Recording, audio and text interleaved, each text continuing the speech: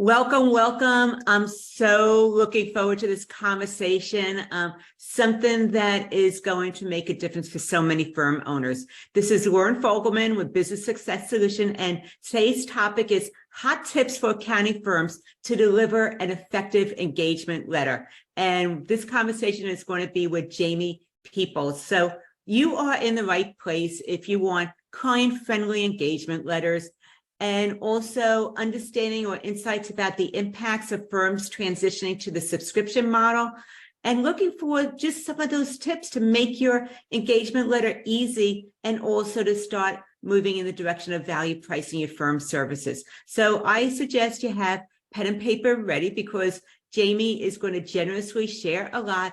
And then as we wrap up, we'll let you know how you can follow up with him and have a further conversation. A little bit about Jamie. Jamie Peebles is the founder of Knuula. It's an engagement letter solution for accounting firms.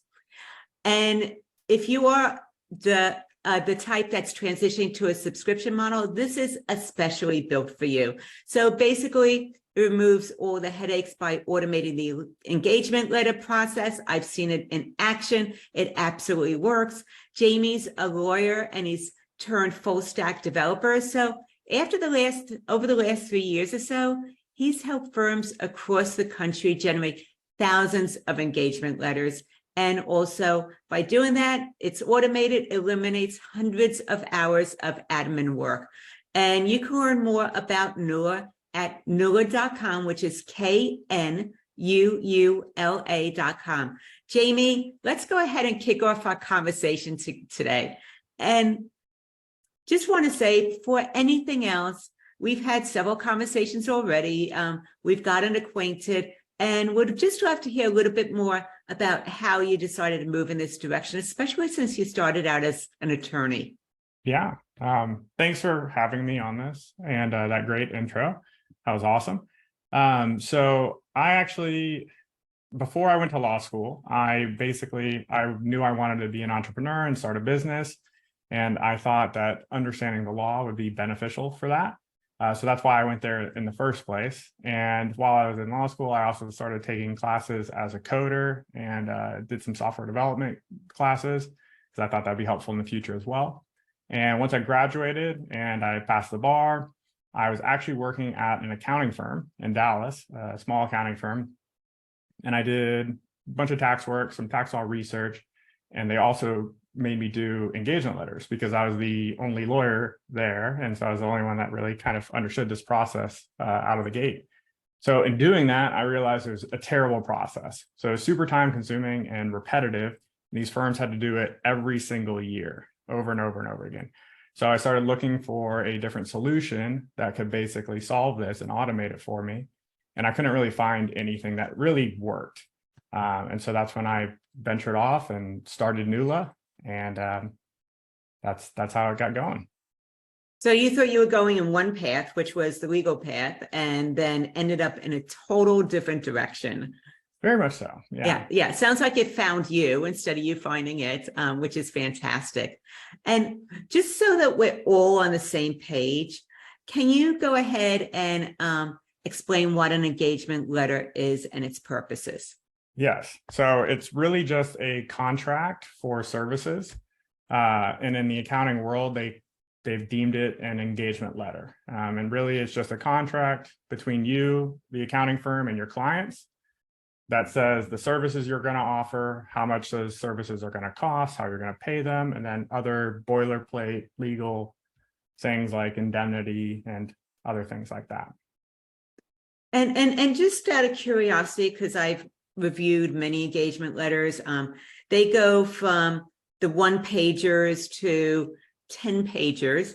Are there essentials that people ought to have in engagement letters so that they've really covered their bases? Yeah, for sure. You always want to put some sort of description of services in general, and people will be at varying degrees of how specific that is. So sometimes people would just say, we're offering tax services, and that's it. That's all they say. And then sometimes they'll list out what services they're offering and what tax forms they're preparing. So I see a wide range of that, but in general, you always want to put what service you're offering. You should put something that indicates what the price is or how much the client's going to be paying, or some way of calculating it. And so that could be something like an hourly rate. So some firms will just toss that, here's our hourly rate, that's what we're going to bill you at. So that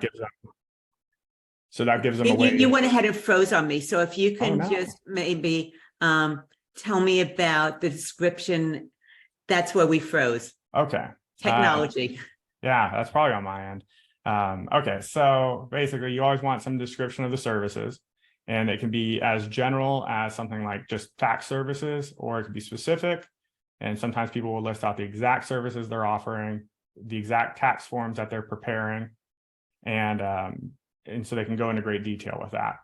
The other one is pricing. So you want to put the actual price or some way to calculate it.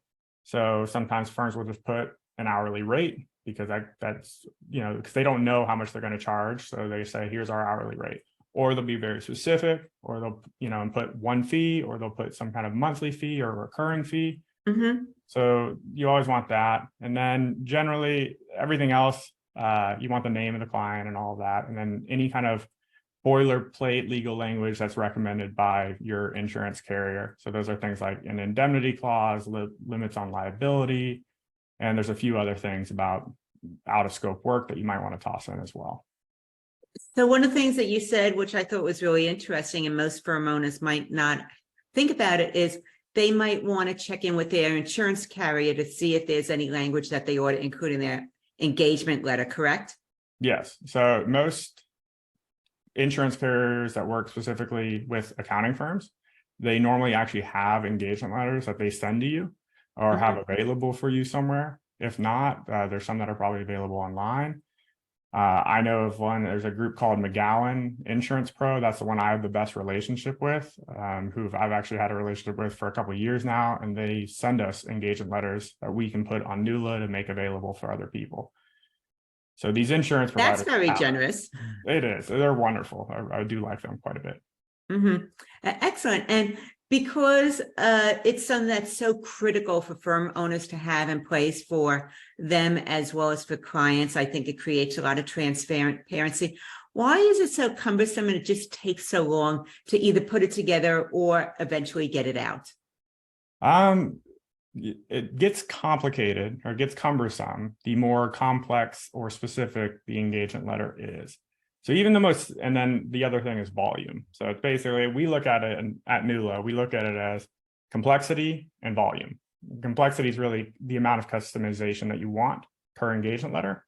So if you're sending out a really simple engagement letter, it's not difficult to send out 10 of those and prepare 10 of them.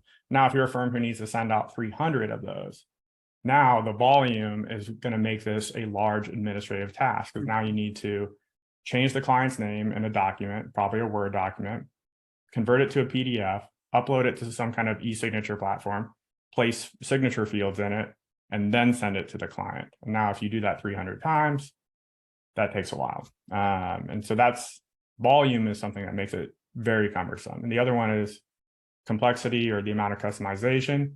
So when firms want to put specific services in there or very detailed client specific prices, that's again something now they're having to go through the document and one by one change little items for one client. And maybe it'll take them 10 minutes, maybe it'll take them 45 minutes, depends on how much stuff they're changing. And then they have to go through the whole e-signature process as well, convert it to a PDF, upload it, place fields, and then send it. And with the volume and the customization, do you find that there are certain types of firms that your product is a better fit for just because of the fact that it might be so time consuming? Yeah, we actually are finding that out more and more in the past 9 months, really. So we've done some things recently that make it so you can put a very large amount of customization in the engagement letters while still making like 100 of them at a time. So you can have 100 different engagement letters where all of them are super unique for each client, and you can do that in bulk. So since we've been able to do that, now we're seeing a lot more CAS or advisory services, firms that are providing that kind of thing. And then the other one is audit, firms that are providing audit services. That's extremely specific and customized. So we're getting more audit firms. And one of the things that I was talking about in the intro was about people going to the subscription model. So if their firm is moving towards the subscription model, having packages, how does this help them by making it easier? Yes. And this is also how you and I got into contact in the first place. It's because I had one of my customers who had been working with you for a long time, actually, and they came in with these great packages and a plan, and so that was awesome. We could talk more about that too, but yeah. So these firms that are kind of switching to a subscription model, they have a couple packages that they offer, and each of those packages has specific services that go along with it, and then there's a price, and so that's great and it's awesome. And I think it's what firms are going to continue to do and what they should do. But the administrative side of that is difficult because now you're taking, say you have 500 clients. Now you need to go and send them a document that has their specific package in it. And it has the name of the package, a description of it. It has the services that go with that package. And then you're also sending them a price that might be a monthly recurring price or an annual price. So those are all little customizations that these firms need to have in their documents. And so, the administrative side of rolling out your subscription model is what I've seen as a big difficulty for a lot of firms. Then from listening to you, I can see even with smaller firms, especially if they're doing packages and maybe tax work where they have more volume than a bookkeeping firm, might really benefit from something like that just because of the time and the capacity problems. Absolutely. That's actually exactly what we see is firms who have a big volume of tax clients that are still around, and then maybe a smaller volume of these clients that they're switching to a subscription model with. They're trying to grow that number. And so then it's challenging.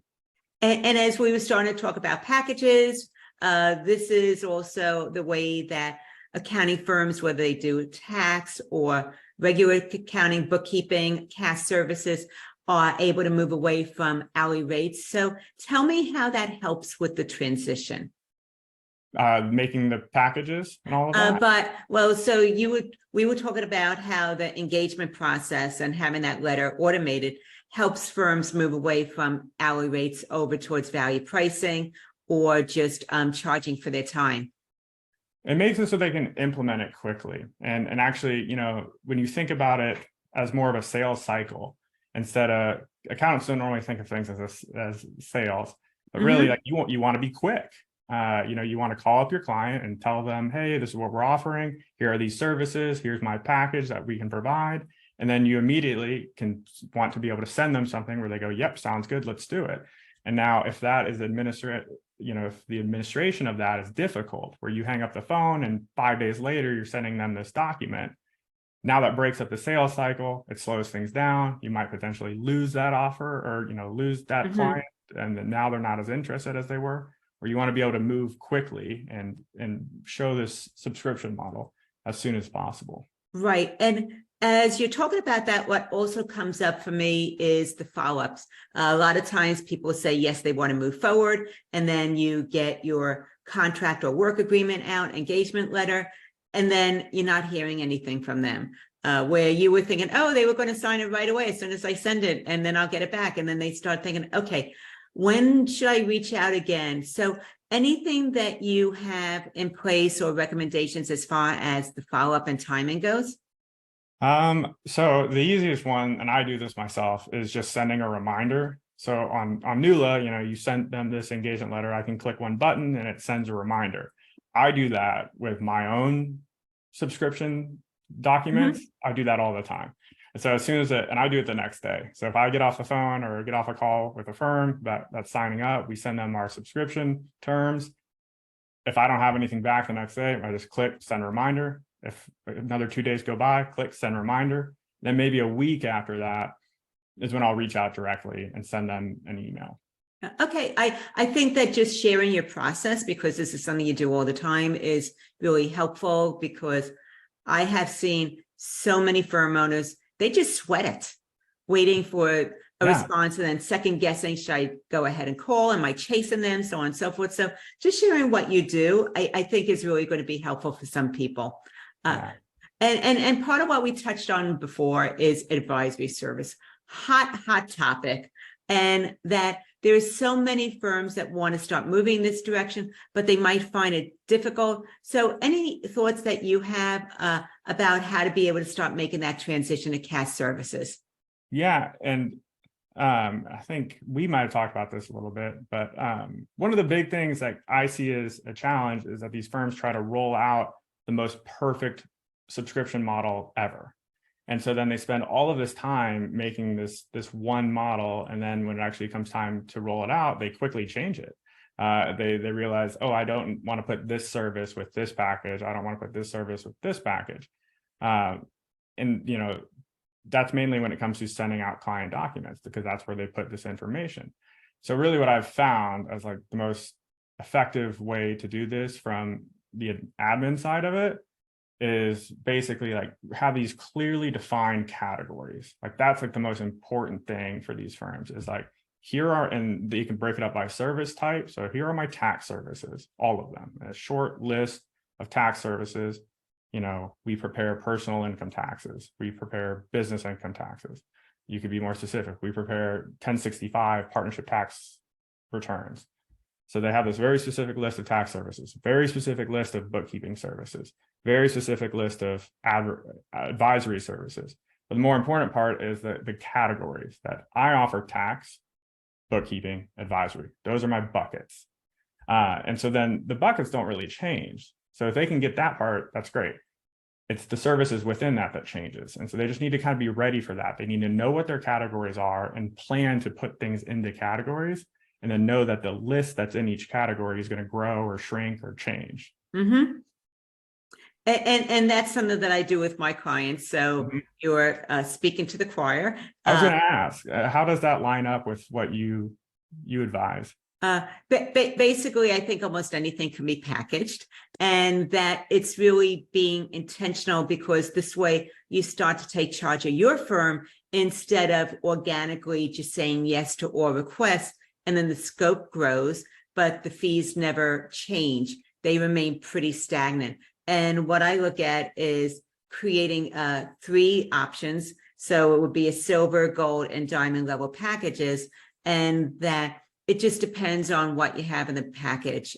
So if some firms have wraparound services where they're doing everything, the tax, the bookkeeping, the payroll even, and then others are just in a silo, and we just go ahead and define it for you. And that way, similar to what you're doing with your engagement letters with Knuula, where it's a template and you can just make some adjustments, we create that template for their packages so that now it is more standardized. And then it just takes a couple adjustments, because I'm sure you've seen every single client needs something, a little bit of a variation, as opposed to everybody going into one silo pretty easily.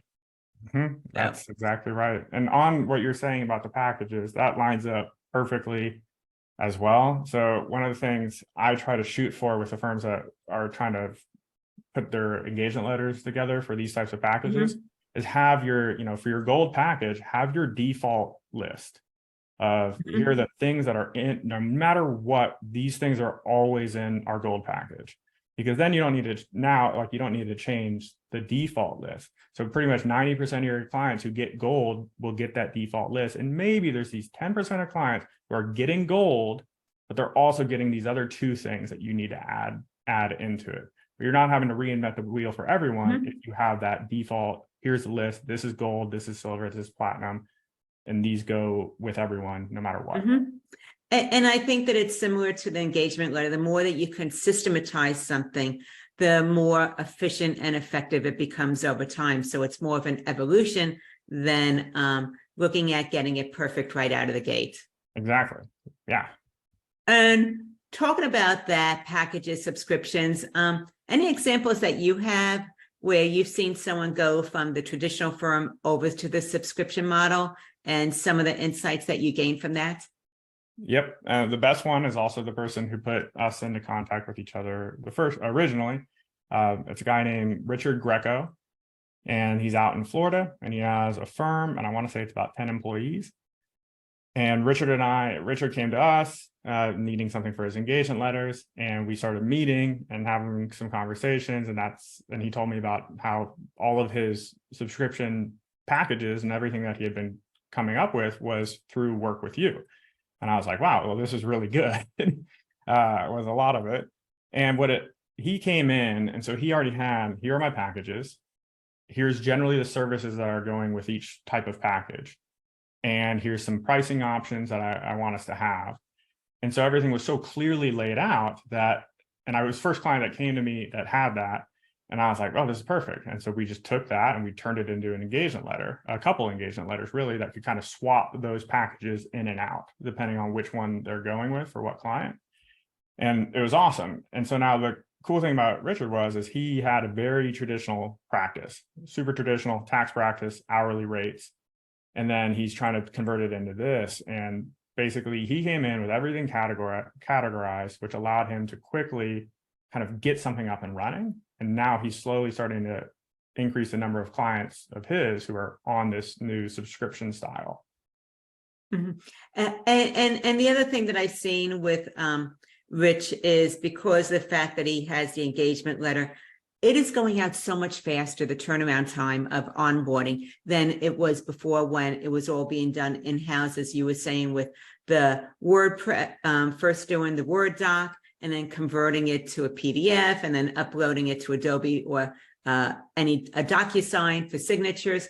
That was cumbersome, and it was something that they wanted to get it out faster, but they just couldn't, because the fact that there were so many steps to that. So this is something I really see has made a difference for him and has speeded up the onboarding process. The other thing that has happened because of the transition from the traditional way that he was doing his services with the hourly rate over to subscriptions is we've also been able to change the process, because as part of value pricing and subscriptions up, instead of getting paid in arrears with invoicing, he's now getting prepaid for his services. So once again, because he has these things in place with the packages, an engagement letter that's automated, he can now go ahead and change the pricing model of how he's getting paid, and getting paid before is so much better than getting paid in arrears afterwards. Absolutely. So the amount of hours overall, by making some of these changes, has just freed up so much capacity to actually go ahead and have the time to do more advisory level services for his client or business development.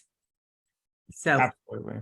I met with him yesterday, and every time we meet, it's gotten better and better in terms of what his process is, and he's very happy. And yesterday when we spoke, one of the things he mentioned was, I want to make sure that we're getting paid up front. And I was like, I think that's the way to go. We are all on the same page with that one, Jamie.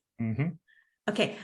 Can you tell me about modularity and why this might matter to firms, especially regarding the advisory and subscription models? Okay, so modularity, I've talked about this a little bit.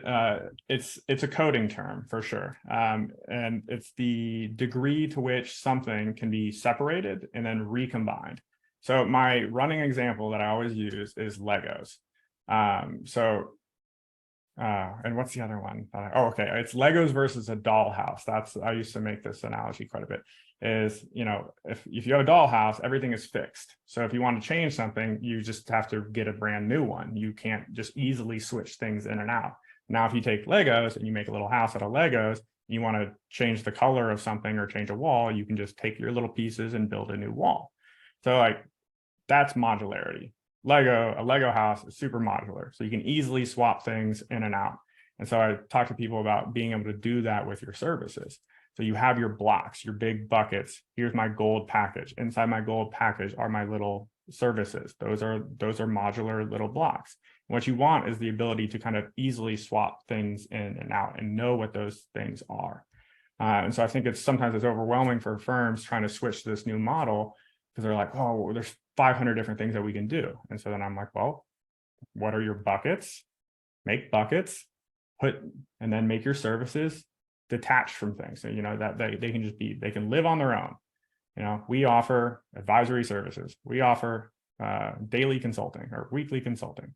That's small, that's easy. You can swap it in and out. And so it's the idea of having kind of these bigger categories of things And then within those categories, small items that you can easily interchange. And what I'm hearing is that there's some essentials that people are going to need in each of these different packages.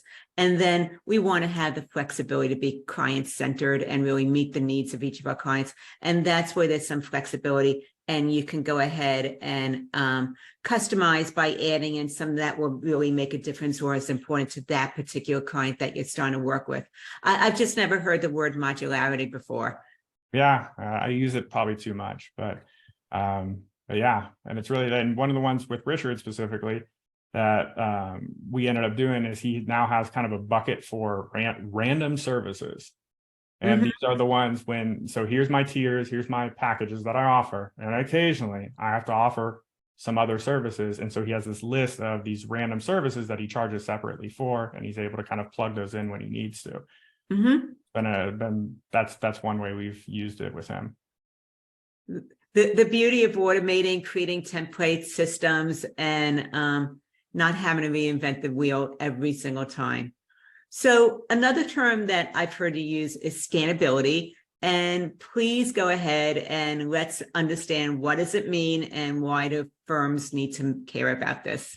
Yeah, so that's just, we look at that in the coding world for design purposes. If you're like a user interface design person, and it's just the ability, how quickly can I just glance at something and understand generally what's in it? And so now the example would be like a paragraph, multiple paragraphs where you put your services inside the paragraph somewhere versus a bullet point list of services. Here are my services, 1, 2, 3, 4, 5. So the bullet list is scannable. A client can easily open it, glance at it for 5 seconds, and they get it. They understand. The paragraph one, they're just not going to read it because they just can't scan it. And these days, modern clients expect that they can scan things. So when you're on social media or you're looking at news articles, whatever it is these days, it's scannable. You can easily browse through it and read it quickly. And so that's what firms need to do so that their clients can quickly know what they're getting and easily just glance at a document and know what it says. And is that something that you have in the design for your engagement letters with Knuula as well? Absolutely, yes. And especially with people who are doing what you're talking about, with the tiers and the packages and all of that. We do that. Now, another thing that comes to mind for me with scannability is bolding. Is that something that you have any recommendations on? You say bulleting? But bold. So some things are in bold bold text as opposed to normal text. Absolutely. So I generally say put, like the boilerplate legalese type stuff, like big paragraphs and stuff, just leave that at the bottom, maybe put it in a terms and conditions section.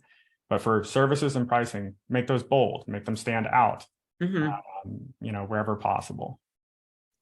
And I know that there are still some firms out there that don't even use a work agreement or a contract whatsoever, or maybe they have one because they found it online somewhere and just use the basic boilerplate model. And any thoughts about having that one size fits all engagement letter, or even not having one whatsoever? Not having one whatsoever is bad. So okay, let's go ahead and just go with the essentials. Someone that hasn't been using one whatsoever, and there are people out there that are doing that still, Jamie. So what's the importance of having one, and then why do you want to maybe move away from just the one boilerplate one that's generic? Having one in general. I mean, there's Yeah. the liability side of it for sure. And I used to actually kind of think that was the more important part. But really what I've found is it's more about managing expectations. It's so that your client knows what's going on. Because if your client knows what to expect, you will receive less questions. They will not be sending as many emails about the questions about what am I getting? What are you doing? When should I receive this? So that takes you actually into and then how about a boilerplate one, which is super general, not specific at all. I think that presents the same issue where you're not managing expectations very well. If you're just giving everyone the same generic thing, then none of your clients are going to actually know what they're getting, and you're going to get more questions. It's going to lead to more disputes where they're going to say, hey, I'm sending you this. Can you take care of it? And then you're going to go, no, no, no. And they're going to go, well, what was I paying for in the first place?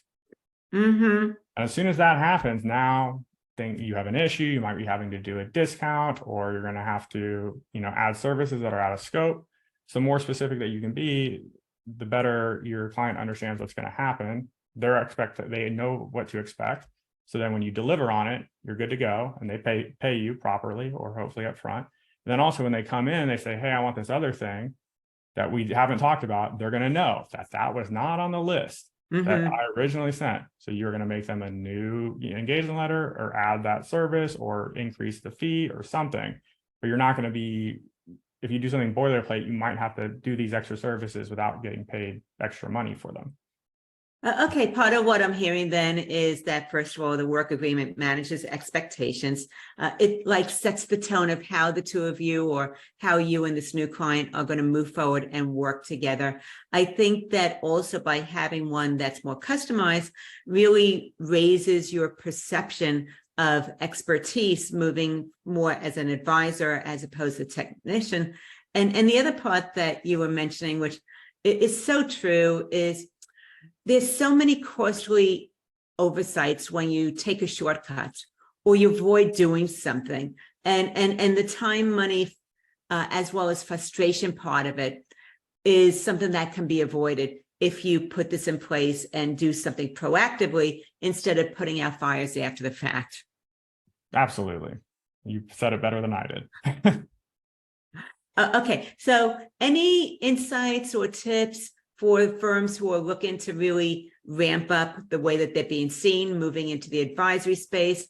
As a result, they want to have a more professional engagement letter that represents what they're doing. And it also allows them to move away from the time-based pricing over towards value pricing. So what hot tips do you have for those firms? Well, I mean, the biggest one is that they talk to you.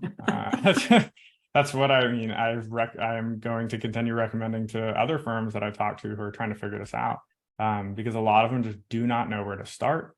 And so I mean it. Like, I think that they should talk to you. And then after that, it's really just categorize what you do. Make big categories. Figure out what it is. You do bookkeeping services. That is one big category. You do advisory. That's its own category. You do tax.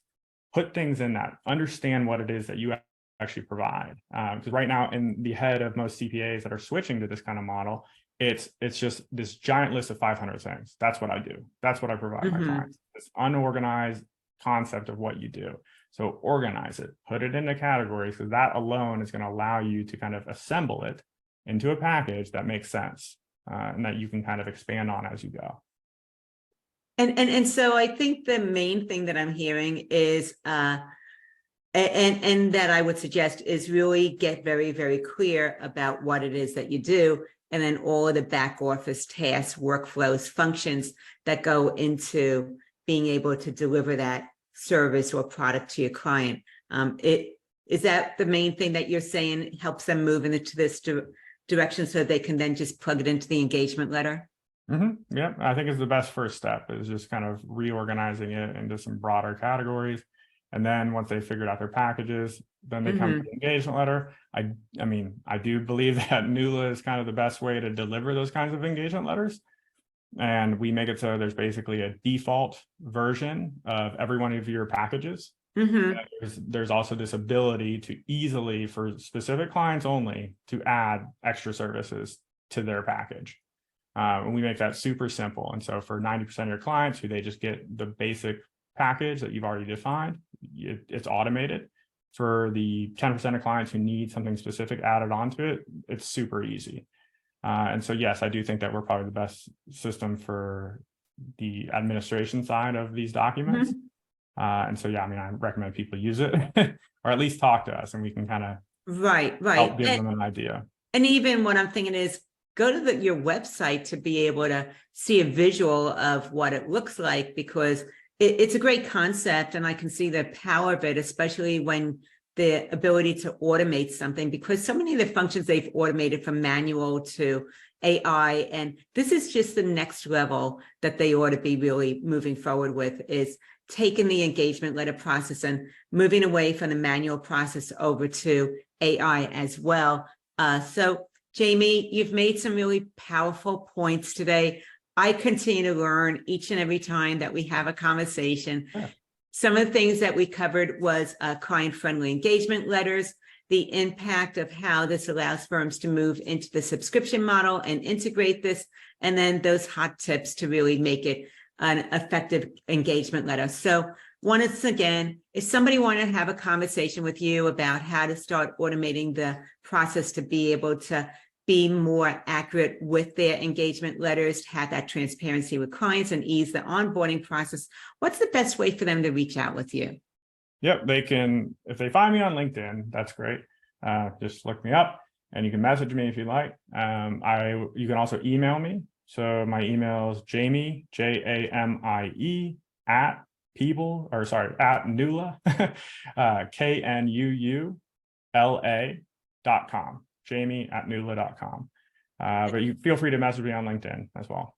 Perfect. I appreciate the engaging conversation. This is Loren Fogelman with Business Success Solution, showing accounting firms how to double their income working half the time.